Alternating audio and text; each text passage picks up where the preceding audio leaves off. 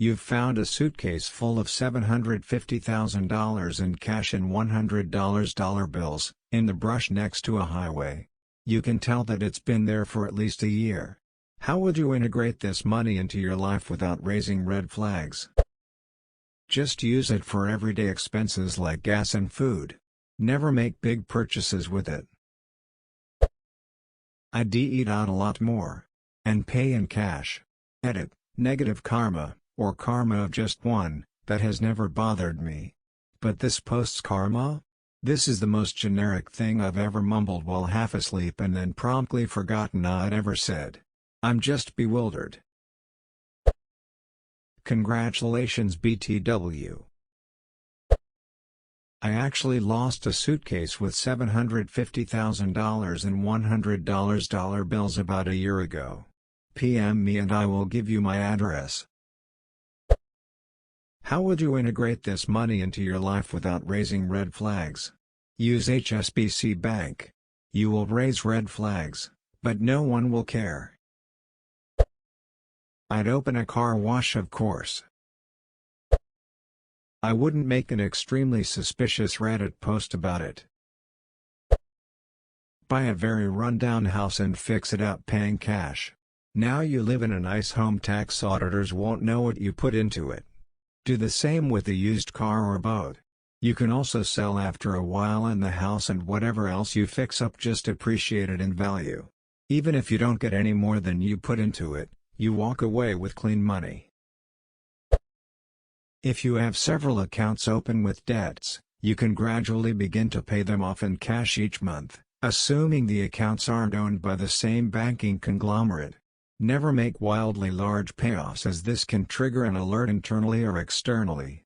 Use the cash for everyday expenses, but at the same time continue to use your bank account for large frequent purchases, i.e. direct debits, otherwise a quick glance at your account will show you've been accruing your regular wage etc. but you're not spending any more. Buy and sell things on eBay to get the money into your PayPal account, it'll stay there definitively.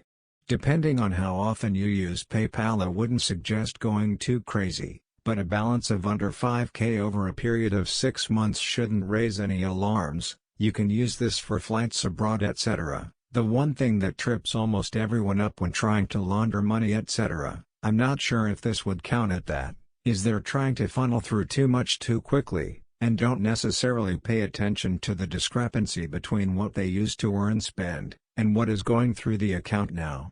If you're regularly spending $20,000 a month and you suddenly spend $25,000, it's not going to raise alarms. If you earn $1,000 and then spend $25,000, they'll be all over you. Source: used to work in this area. Edit: a bunch of criminals. Lol, I am giving purely hypothetical advice based on a hypothetical situation. ITT-op, how do I launder money? Reddit: here's how you launder money. Not really on topic, but it reminds me of when I worked for a security company. There had been an armed robbery on an armored truck. The police thought it was an inside job but couldn't prove it. 6 weeks later, just before he was due to go on holiday, the armored truck driver turned up for work in a huge brand new car, towing a giant boat. People are stupid. Step 1 is figure out if the bills are clean or marked. Road trip to Aspen to return it to Mary Samsonite. Buy and sell on Craigslist. Goof up. Use cash whenever out and about for groceries, dinner, and whatnot. Buy lawn mowing equipment and a trailer. Start mowing lawns on evenings and weekends. Cook the books with extra lawns being mowed on a bi-weekly status. Once the money is gone, sell the business. Edit: we're all talking imaginary scenarios here, right? Right? I'd go get my old job back with my particularly shady boss. He was perfectly fine to report whatever income you wanted or not to file a 1099 at all. He also was in the habit of buying extravagant gifts for his staff. It wouldn't be hard to clean the money through him. I currently work at a pizza joint. I'll just say I'm getting tipped very, very generously. This actually happened in Lee County, Florida back in the late 1990s.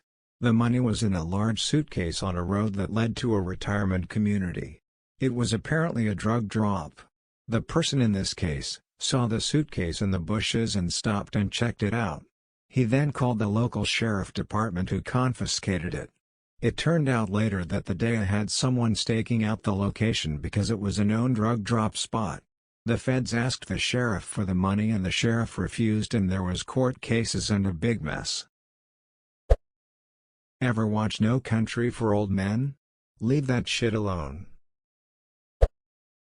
Pay off my debt. Then spend the remaining $20 on lunch. Buy all the red flags. Once there are none left to raise, I would continue to spend the money with no flags being raised. Edit. Obligatory thanks for the gold coin, stranger. You were my first. Break it up, a little at a time, if you even need to, and never pay for gas with my own money again. Make cash purchases of antiques, gold, silver, and rare musical instruments, excellent condition only. Then sell as needed. This keeps your cash out of the bank and off the books. Buy Amazon gift cards in cash. Publish several books on Amazon. Buy my books with gift cards. Money laundered. I cannot find the story, but I read about a ring of credit card thieves buying their own music from iTunes using stolen credit card info. The was I regretted is that they got busted because their no-name record was outselling Beyoncé. I would do an addition to my house, paying the contractors in cash. Add about $200K worth of value to the house, then sell it, move somewhere nicer.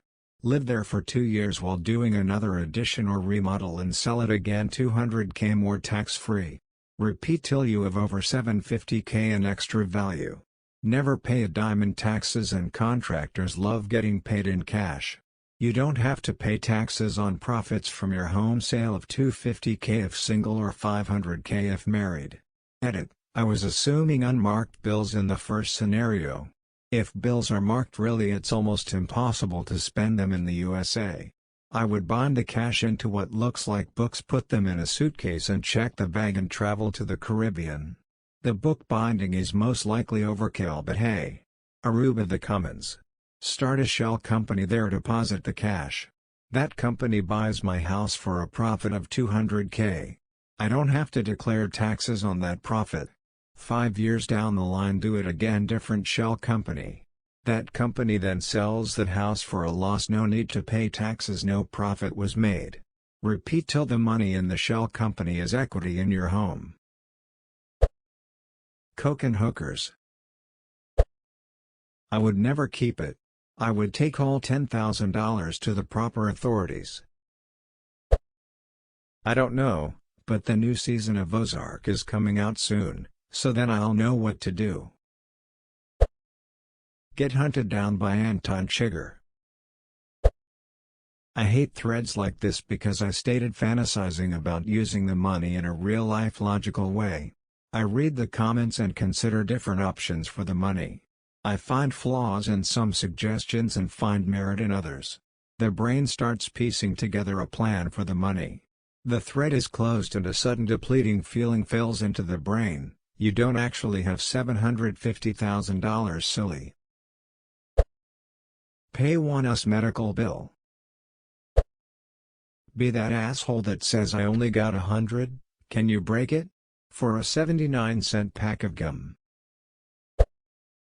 Move to California. Pay rent with it.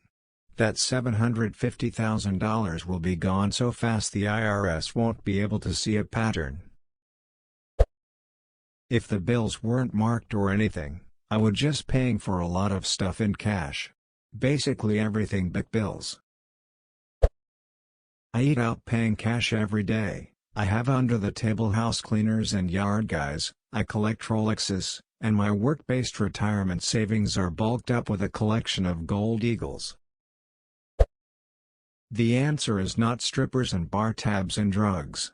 No, it's the shadiest mother duckers of all, contractors.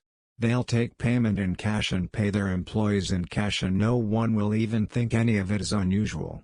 Develop real estate with the money, and not only will you wash it, but it'll continue to make you passive income. Use it on items that would be difficult to track, like fuel, food, and activities, zoo memberships, museums, swim, karate, music lessons, date night, movies, etc. Oh, and maybe gift cards, minimal though, like $100, $200 a month.